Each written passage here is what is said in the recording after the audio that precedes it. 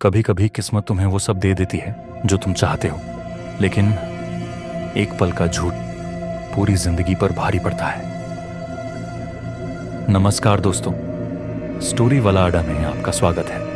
मैं हूं सचिन मौर्य और आज हम लाए हैं एक ऐसी कहानी जो आपने किताबों में नहीं पढ़ी होगी और सुनकर आपके रोंगटे खड़े हो जाएंगे। महाभारत में बहुत से योद्धा हुए, अर्जुन, भीम, भीष्म, द्रोण, लेकिन जो कहानी दिल को सबसे ज्यादा छूती है वो है कर्ण की।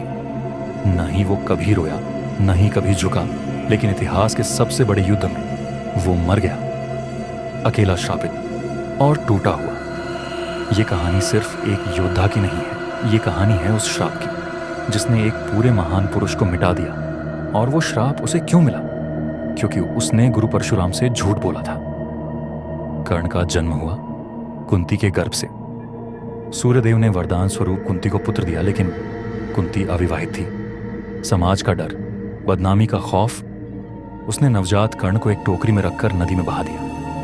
ये टोकरी बहती हुई पहुंची एक सूत परिवार के पास और वहां से शुरू हुआ सूत पुत्र कर्ण का जीवन। कर्ण बचपन से ही अलग था। उसकी आंखों में आत्मविश्वास और हाथों में धनुष पकड़ने की तड़प थी, लेकिन हर जगह सुनाई देता था एक ही ताना, सूत पुत्र हो, राजाओं की विद्या मत सीखो। एक दिन जब कर्ण ने अर्जुन को धनुष चलाते देखा तो उसके भीतर की आग भड़क उठी। उसने ठान लिया, मुझे सबसे बड़ा धनुर्धारी बनना है, अर्जुन से भी बड़ा। पर कौन देगा एक सूत पुत्र को शिक्षा? गुरु द्रोणाचार्य ने तो पहले ही मना कर दिया था। तब एक ही नाम सामने आया, भगवान परशुराम। पर समस्या ये थी कि परशुराम क्षत्रियों से नफरत करते थे। वो सिर्फ ब्राह्मणों को विद्या देते थे। कर्ण के सामने दो रास्ते थे, अपनी सच्चाई बताए और ठुकरा दिया जाए, या एक झूठ बोले और इतिहास बदल दे। कर्ण गया गुरु परशुराम के आश्रम। मिट्टी से लथपथ शरीर, लेकिन आत्मविश्वास से भरी आंखें। प्रणाम गुरुदेव, मैं एक ब्राह्मण पुत्र हूं और आपसे धनुर्विद्या की शिक्षा लेना चाहता हूं। परशुराम ने कर्ण की आंखों में देखा। वहां कोई भय नहीं था, सिर्फ सीखने की आग। अगर तू ब्राह्मण है तो मैं तुझे शिक्षा दूंगा, लेकिन ध्यान रहे, झूठ से मिला ज्ञान अंत में श्राप बनता है। कर्ण ने सिर झुका लिया। एक झूठ जिसने उसकी जिंदगी की दिशा ही बदल दी। कर्ण ने दिन रात परशुराम के आश्रम में पसीना बहाया। उसकी मेहनत, समर्पण, एकाग्रता देख खुद परशुराम भी चकित रह गए। कुछ ही महीनों में कर्ण बन गया परशुराम का सबसे प्रिय शिष्य। उसे दिव्यास्त्रों की विद्या दी गई, ब्रह्मास्त्र, अग्निअस्त्र, वायु अस्त्र, हर एक शस्त्र पर उसका नियंत्रण परिपूर्ण हो गया। परशुराम सोचते थे, काश हर शिष्य ऐसा होता। एक दिन तेज धूप थी। परशुराम थक गए और बोले, कर्ण बेटा, मेरी थकान बहुत बढ़ गई है, मैं कुछ देर तेरी गोद में सिर रखकर सोना चाहता हूं। कर्ण ने सिर हिलाया और गुरु के सिर को गोद में रख लिया। चारों तरफ शांति छाई हुई थी, लेकिन तभी एक बिच्छू धीरे धीरे रेंगता हुआ कर्ण की जांघ पर चढ़ा और डंक मारना शुरू किया। पर कर्ण हिला तक नहीं। खून बहता रहा, दर्द असहनीय था, लेकिन गुरु की नींद में खलल न पड़े, इसलिए वो चुप रहा। जब परशुराम की आंख खुली तो उन्होंने देखा कर्ण की जांघ खून से लथपथ है। तूने मुझे क्यों नहीं जगाया? कर्ण ने कहा।